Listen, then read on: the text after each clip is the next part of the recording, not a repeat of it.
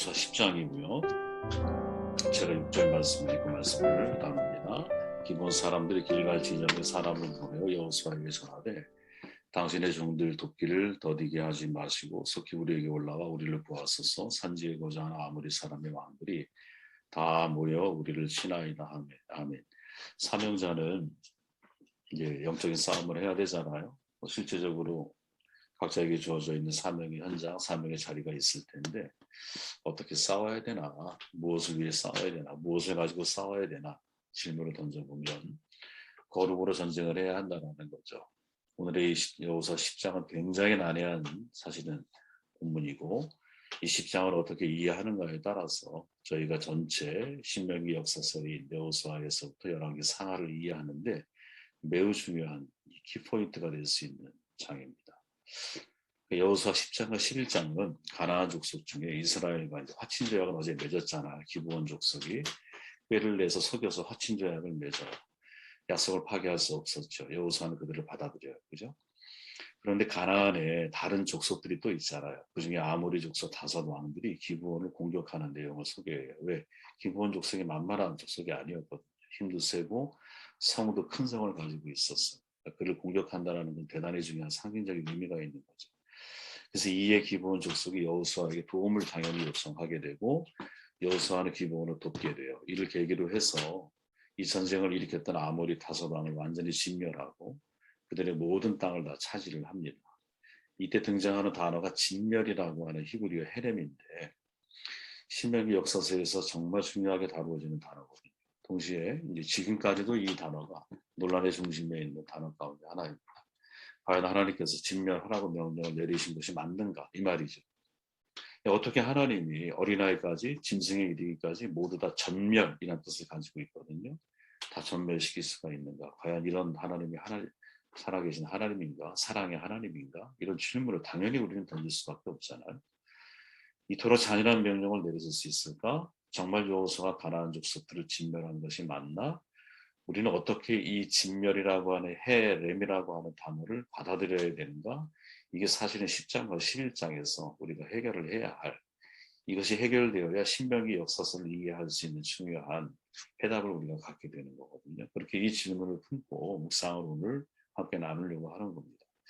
본문에 제가 구절에 올려놓은 것은 여러분 이 10장에 사용되어져 있는 진멸이 나오는 장이 이 구절이에요. 총 6구절이 나오는데 시간 되면 여러분 천천히 나중에 한번 읽어보시기를 바라고요. 신명기와 여호수아에서 사용된 이 진멸, 히브리어 헤렘은 진짜 기독교의 아주 오랜 고민이었거든요. 헤렘이 하나님의 명령이라는 근거는 기독교가 벌인 전쟁을 거룩한 전쟁이었다. 이거를 정당화하는 매우 중요한 도구가 되기도 했어요.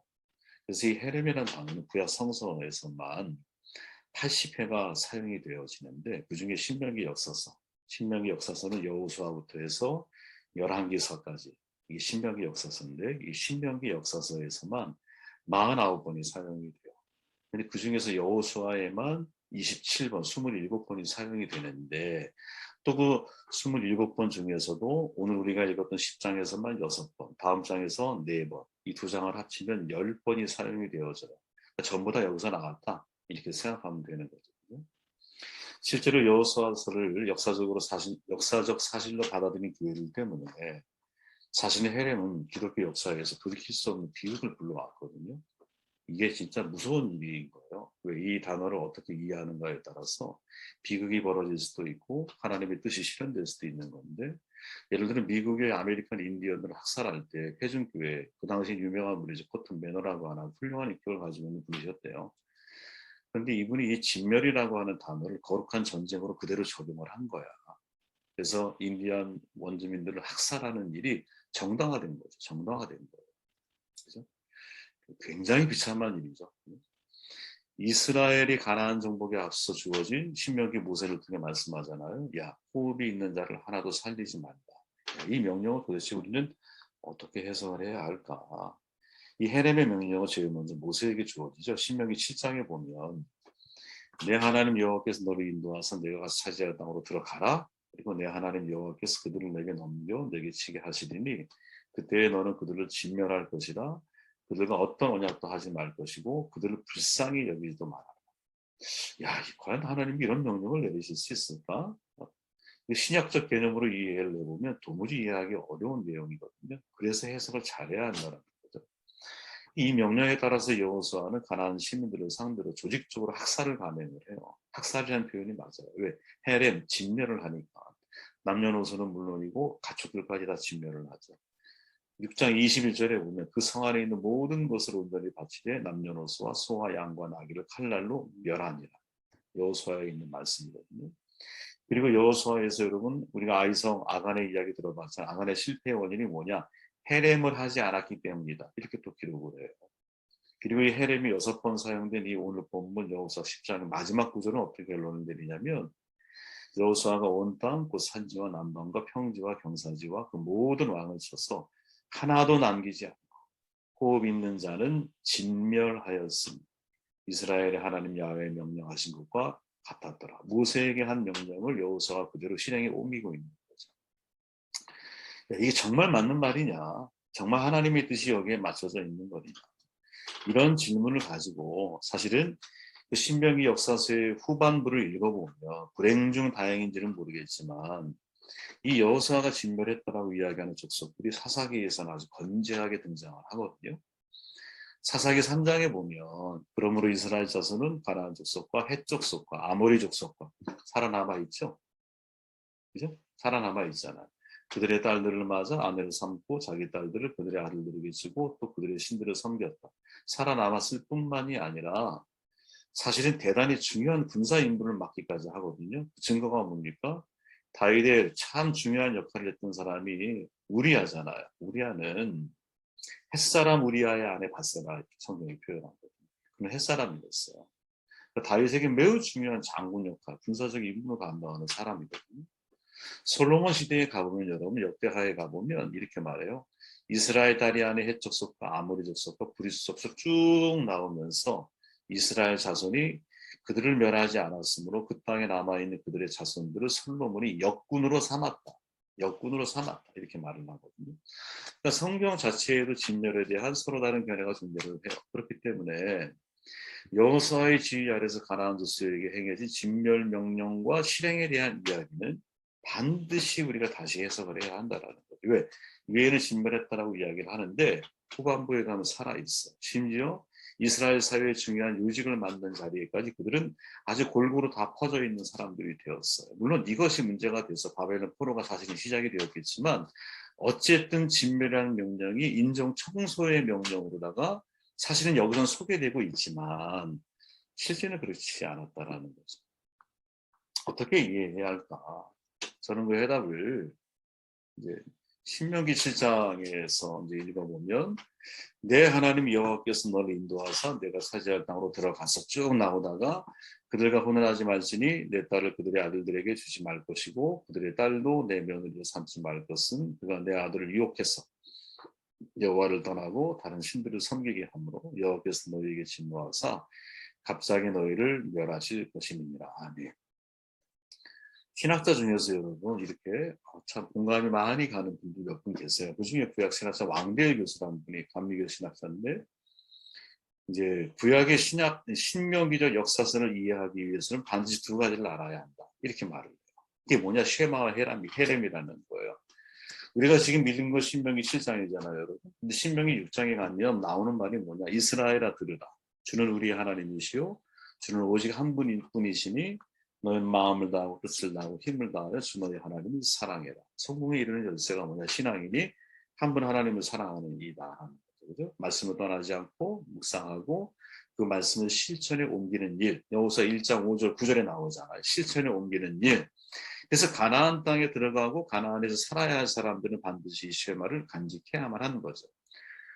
근데 모노티즘이라 그러잖아. 유일신 신앙을 가르치는 계명으로서 하나님을 사랑하고 말씀을 준행하는 자에게 복을 더하시는 하나님을 믿는 것. 이게 매우 중요한 이스라엘 사람들이 가나안에 들어가기 위해서 준비해야 할 신앙의 핵심 가치였다라는 거지.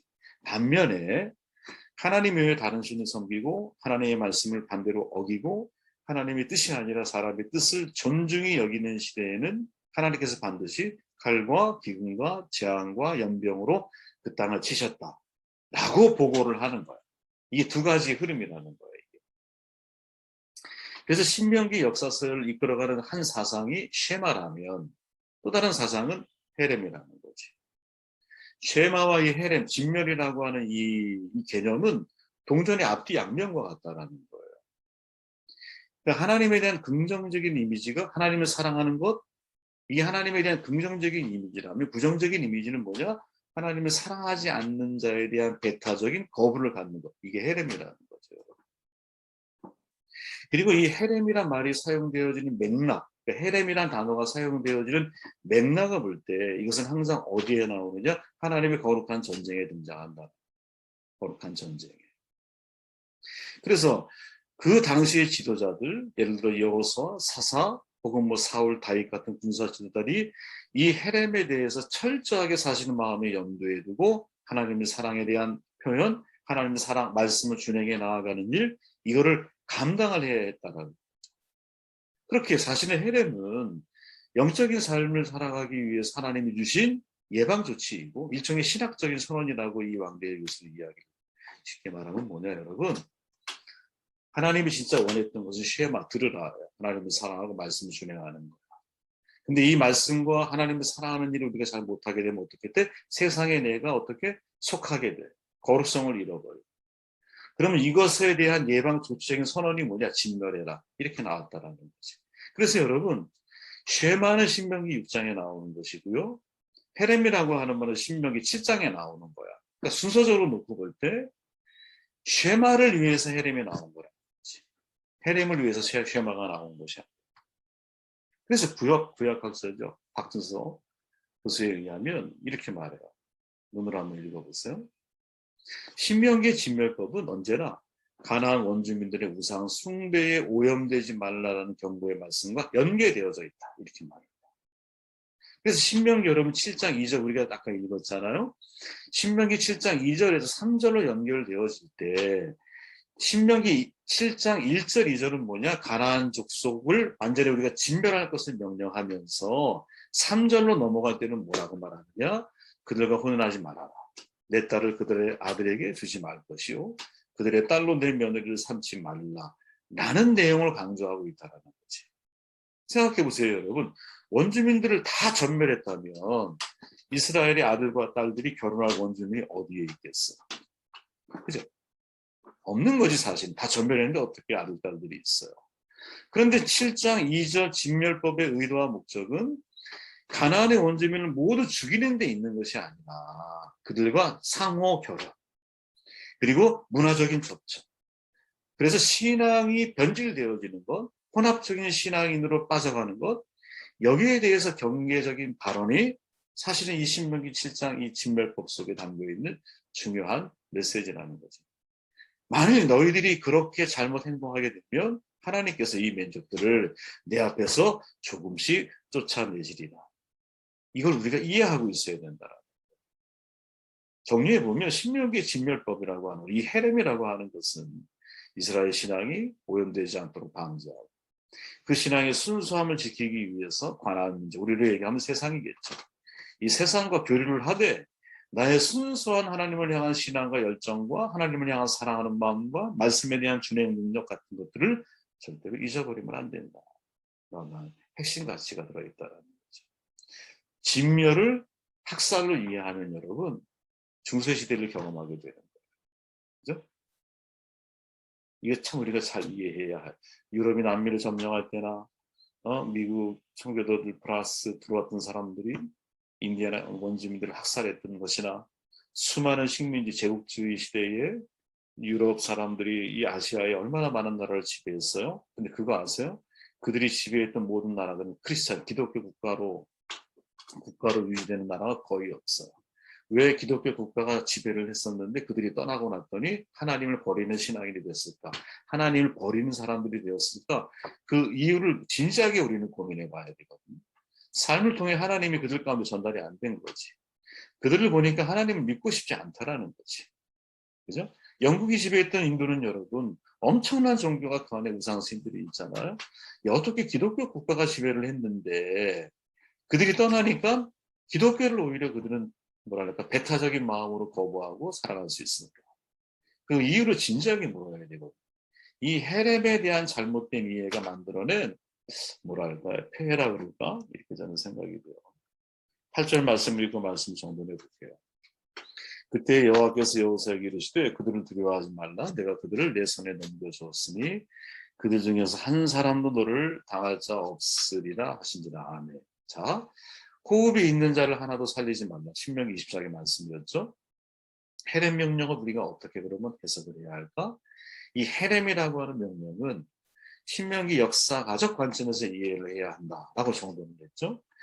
가나안 족속을 향한 헤렘의 실제적인 역사적인 배경은 여러분 여호수아 시대가 아니라 그랬잖아요.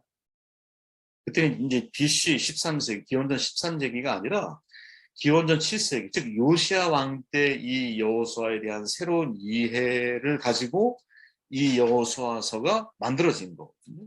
근데 그때가 어떤 시대이냐? 아시리아, 이집트 주변에 너무나 강대국이 많았어요. 고통이 그들 아래 있었어요. 그래서 그때의 시대를 여러분 거룩한 전쟁이라고 하는 책에서 박태순 목사님은 이렇게 정돈해줘요. 요시아 왕은 정치, 경제, 종교의 개혁을 위해서 전설적인 장군 여호수아의 가나안 정복 전쟁을 재구성하였습니다. 또한 이러한 개혁을 가로막는 반대 세력을 효과적으로 취합할 수 있는 정책의 일환으로 더욱 강력하고 치밀한 그 무엇이 필요하게 되었습니다. 이것이 가나안 정복 전쟁에서 묘사하고 있는 헤렘의 진짜 의미와 목적입니다. 이렇게 말을 해요. 그러니까 거룩한 전쟁이 진멸과 정복의 차원의 문제가 아니라 자신이 정복, 이 헤렘이란 말을 생각할 때마다 훨씬 더 먼저 고려해야 할 게 뭐냐. 신명기 6장에서 말하고 있는 쉐마, 즉 하나님을 사랑하는 것, 하나님의 말씀을 준행하는 것. 이것을 강조한 이후에 헤렘이라고 하는 단어가 주어졌다라는 것을 절대로 우리는 잊으면 안 된다는 거죠. 여러분 8절에서 여호수아가 그러잖아요. 두려워하지 말라. 그들을 내 손에 넘겨주었다. 이 하나님의 약속의 말씀을 듣고 이 말씀을 준행하는 차원에서 여호수아는 기브온을 도와서 아모리 족속과 싸움을 하고 전쟁에 승리하거든요. 이게 사실은 거룩의 전쟁의 본질이라는 거지. 제가 볼 때 제 개인적인 생각에서는 요 단 한 구절이지만 이게 거룩함의 진짜 본질이구나. 무엇? 하나님이 나에게 말씀하신 것을 믿고 그 말씀을 의지해서 말씀을 준행하며 살아가려고 하는 것이 거룩의 진짜 본질이라는 거지. 여러분 바벨론 포로기에 한번 떠올려 생각해 보십시오. 바벨론 포로기에 살았던 바벨론 포로기에 유명한 사람을 만약에 떠올린다면 누가 있을까요? 아마도 제일 먼저 떠오르는 사람이 다니엘일 거예요. 그렇죠? 다니엘. 왜? 다니엘은 바벨론의 여러 왕을 거치는 동안 생존했던 사람이거든요. 그리고 왕들의 초계를 받았던 사람이에요.